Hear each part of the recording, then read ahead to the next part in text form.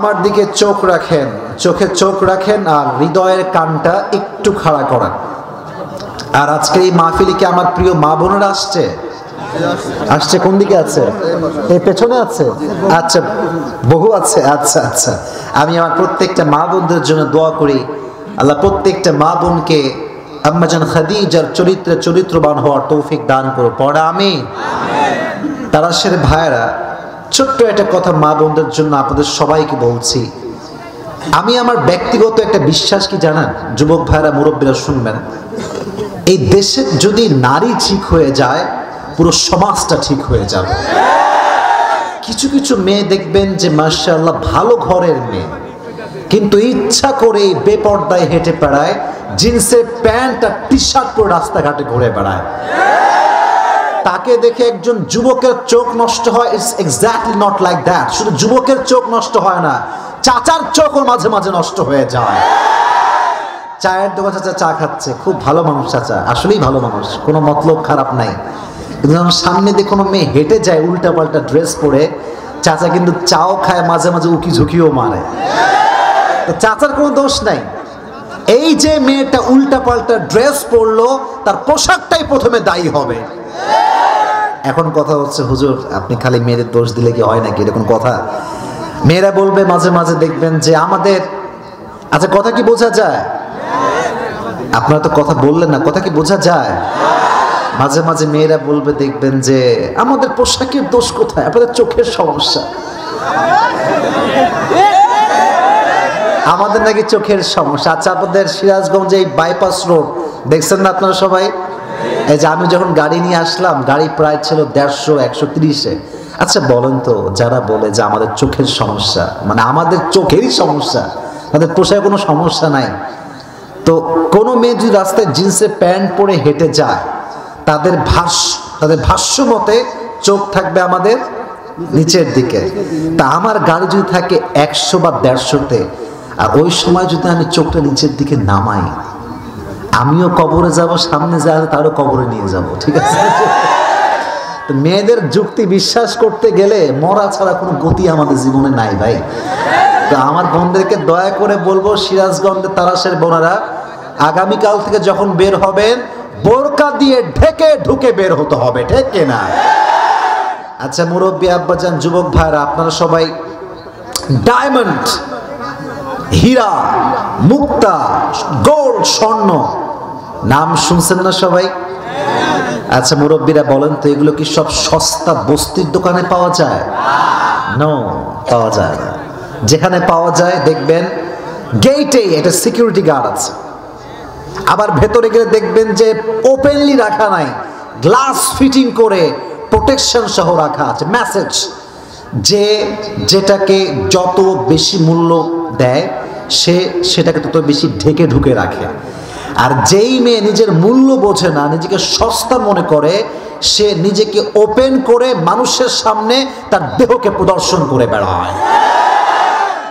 আচ্ছা বলেন তো, একটা ললিপপ, আপনারা কেউ কথাগুলো নেগেটিভলি নেবেন না, যেটা বাস্তব সেটা বলছি, don't take it negatively please, কথাগুলো বুঝে শুনবেন। একটা ললিপপ, যেহেতু তাফসীর শুরু করব, ভূমিকায় আছি, একটু কথাগুলো বলে নেই মন খুলে। আপনার কোনো আপত্তি আছে নাকি? আচ্ছা আপনারা কি এরকম কোনো অবজেকশন আছে, হুজুর আপনি কোনো কথাই বলতে পারবেন না আজকে, বাস্তবতার অবজেকশন আছে আপনাদের নাকি? মাথায় রাখবেন, তাফসীর প্রোগ্রাম মানে শুধু তাফসীর প্রোগ্রাম নয়। তাফসীর প্রোগ্রাম মানে হচ্ছে সমাজের সমস্ত বাস্তবতা মাহফিলে তুলে ধরা, ঠিক কিনা? একটা ললিপপ আমি খাইলাম, খেয়ে ঠোসটা খুলে এমনি ফেলায় রাখলাম রাস্তার উপরে। পিঁপড়া লাগবে না? শুনি নাই, লাগবে না?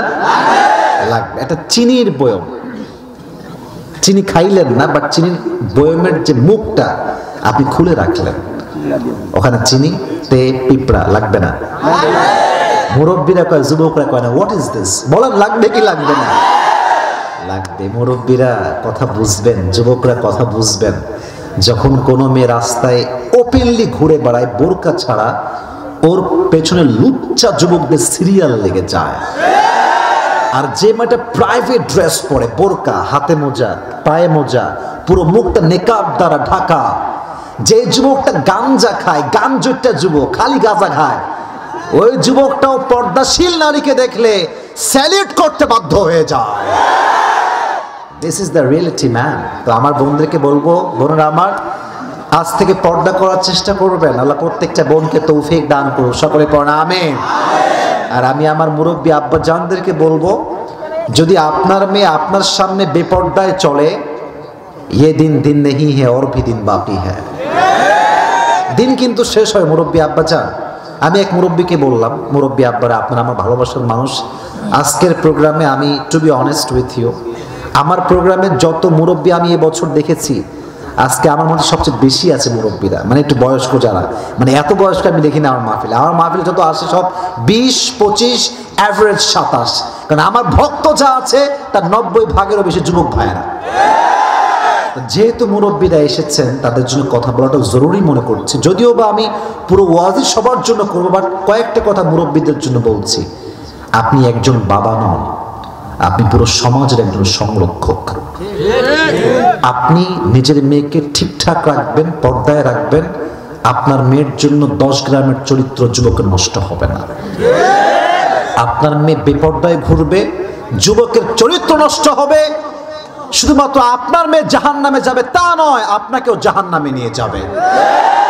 মুরব্বী আব্বা জানদার, খবরদার আপনার মেয়ে যেন আপনার সামনে বেপর্দায় চলতে না পারে, নাম্বার 1। নাম্বার 2, যে মুরব্বী আব্বা জানরা এসেছেন, প্রত্যেকে নিজের ফ্যামিলিকে এমনভাবে কন্ট্রোল করবেন যেন আপনার উপরে কোনো মেয়ে, কোনো মা, কোনো ছেলে কোনো কথা বলা, কোনো সাহস খুঁজে না পায়। ঠিক আছে যুবক ভাইরা? আজকে আমরা মুরব্বীদেরকে সম্মান করি না। অনেক ছেলে পেলে দেখবেন রাস্তাঘাটে হাঁটে, মুরব্বী বসে আছে, রাগ করবেন না আমার কথাতে, মুরব্বীর সামনে সিগারেট খায় আর সালামটাও দেয় না।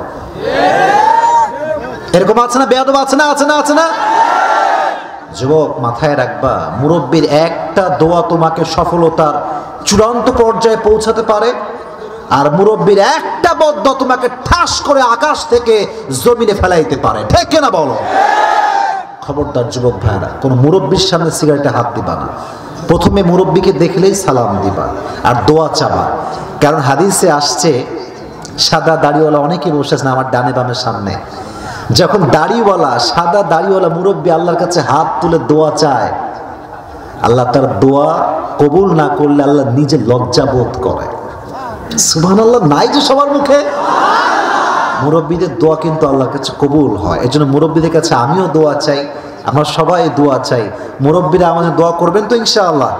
আল্লাহ আমাদের প্রত্যেকটা মুরব্বী আব্বা জানদেরকে নেক হায়াত দান করো, সকলে পড়া আমিন।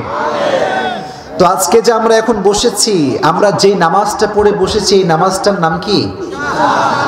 আচ্ছা, আপনারা কি আমাকে ভয়টাই পাচ্ছেন নাকি ভাই? আরে সিরাজগঞ্জের মানুষ তো পুরো পৃথিবীব্যাপী রাজ করছে ম্যান।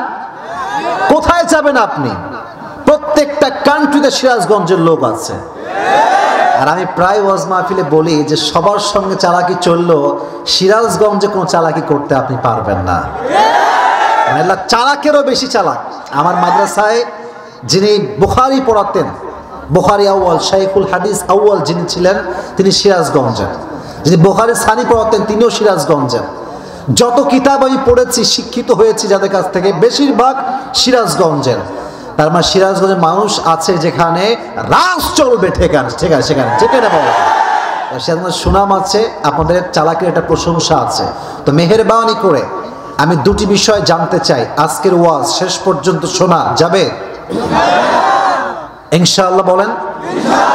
2, আজকের ওয়াজ দোয়া করে বাসায় যাওয়া যাবে? আল্লাহ যেন কবুল করে, পড়া আমিন। তো এখন আমরা পড়ে আসছি এশা। নেক্সট যেটা আসছে, মুরব্বী যুবকরা বলেন, তোর নাম কি? ফজর, তাই না? ফজর ঠিকই আছে, তাহাজ্জুদ নয়। কিরে না বুঝে কথা কয়? ফজরই তো আসতেছে সামনে, যে ওয়াক্তটা, মানে যেটা বলতে চাই সেটাই বলে ফেলি। আজকে মাহফিলে তাকান একটু ডানে বামে, মাশাআল্লাহ, চতুর্পাশে লোকে ভরা, ডানে লোকে ভরা, পেছনে লোক দাঁড়ায় আছে পাহাড়ের উপরে। ফজর নামাজে কি পরিমাণ লোক থাকবে মুরব্বী আব্বাজান, যুবক ভাইরা? হাসতেছেন কেন আপনারা? বলেন থাকবে? থাকবে না। তার মানে হচ্ছে এই ওয়াজ, এই প্যান্ডেল, এই ক্যামেরা, এই লাইট, দিস ইজ